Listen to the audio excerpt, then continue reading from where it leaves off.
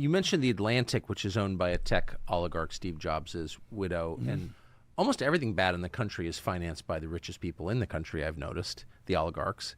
And so all the money is kind of arrayed against the population of the country. That worries me. Can you throw off the yoke if the yoke has, hundreds of billions of dollars? I think we are, thanks to Elon Musk. I mean, you can say what you want about Elon Musk with all his past activities. He's trying to dominate every technological sector. But Christ said, judge a tree by its fruits. Yes. And the last 2 years, let's say it's a 360, like right here's New World Order and right here's Total Patriot. Musk was already over here. He wasn't a bad guy, but he wasn't perfect. He's moved basically a 180. Yeah. So he's like Alec. I mean, look, you're the biggest guy in media. No, it's true. Let's go. It's not about bragging. It's true. You're the biggest mainline, talk show host. Well, I say mainline professional show. Okay, there's a lot of people under you like me. Elon Musk is way bigger than both of us. He's reaching 100 million, 200 million people a day with stuff you would say, or I would say, he's devastating them. You don't do that if you're with him. So Elon Musk is definitely for real, because you can't argue with the results. Right. Okay. Right. That's just the way the universe works. This is being powered by X right now, I should just say. Yeah. No. Exactly. So, and he's not censoring us. No. In fact, he's boosting us, probably. So the point is, by boosting, getting out of the way. So they've already lost the culture war. So you can just say Musk, maybe he's an opportunist. He sees the old systems going down. He's shifting over. That's if he's a bad guy. If he's a good guy, he really cares about us and is a humanitarian and a bleeding heart for freedom and has joined us. But you can't argue with what he's done. But back to the violence. They have nothing they can do now but violence. And so we are entering that wheelhouse. We are entering that zone where they're telling us we're violent, they're telling us we're evil, they're telling us we're white supremacists, we're not. And so it's obvious that is about to basically unfold. But I want to tell the establishment, 5 years ago, 10 years ago, 20 years ago, 30 years ago, you'd stage a false flag or provocateur or something. It worked. It doesn't work on thinking people now, and it works on less people every day. So I would just advise the globalists give up. So you're pretty famous, not famous enough for seeing events in some detail ahead of time. You're the only person, I think, in the world who called 9/11 in detail. You're on tape doing it. They're going to fly planes in the World Trade Centers and blame bin Laden. That's what you said. I played the tape. So given your demonstrated ability to get a pretty clear sight picture of the future, where do you think we are in 5 years?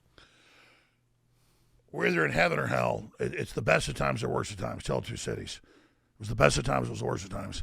We are in the crossroads right now. We're going across the point of no return, and we have maximum effort to expose the evil and be honest ourselves about the problems we have, and really try to empower people and reach out across political lines and really turn things around. We have unlimited potential. But I would have to say, if you look into the future, and it's not like into a crystal ball, it's just all the political lines, all the data. It's a very, I wouldn't say a probability, but near probability nuclear war. And I have 4 children. One of them 6 years old. I have nightmares about this because I know this is real. I agree with you. I don't say this for like fear porn. I mean, mainline analysts, the atomic scientist group says we're 2 minutes to midnight. It's the closest it's ever been, or like I think like a minute to midnight. And so we have to turn this around because we are entering the system where we're entering the house of destruction, and we're so close. So the Chinese proverb of live in interesting times is both positive and negative. We're in very interesting times, the most interesting probably ever in human history. We have like godlike power, but we're actually decadent slobs, myself included. And so really it's all up to us right now. We are at that point of decision. And if we can get past the partisanship, but that doesn't mean then embrace the globalists and the corporate fascists. No, reject them. And as populists, Christians, conservatives, Hindus, Jews, Christians, Muslims, reject BlackRock, reject Klaus Schwab, reject Naval Noah Harari, who says the future's not human and we're obsolete and robots will run our lives in a decade. No, we humans are the only species that truly controls its environment.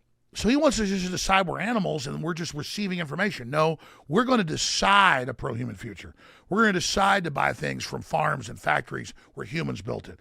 We're going to decide to control our environment and not accept this big carbon tax system that's meant to make us accept the anti-human environment. So we have to decide our future now, our destiny now, with our actions and with our money and with our will, then push that and reject everything that Hollywood and the corporate media push. If you just, it's real simple. You can study it all day like I do and like Tucker does, and you can know all the nuances and fight it all day, which I want you to do because it's fascinating.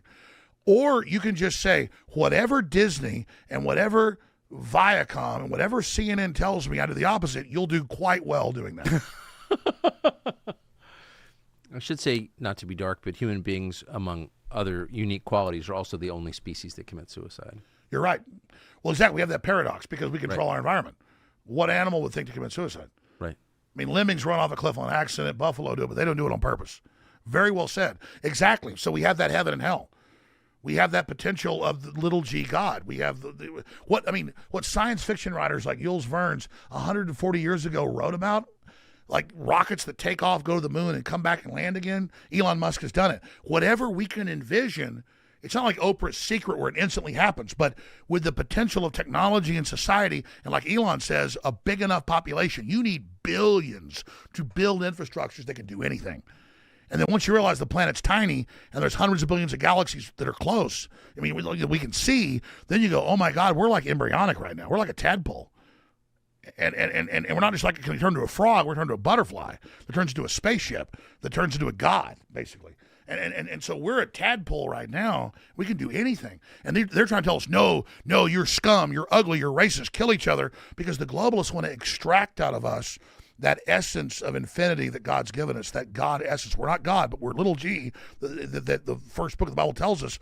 They want to extract that and use that for their life extension, their empowerment, their greedy control, instead of all of us sharing this incredible magic metamorphosis we're about to have. And they're trying to block the birth pains of what we're about to become, but I can tell them, you're going to fail.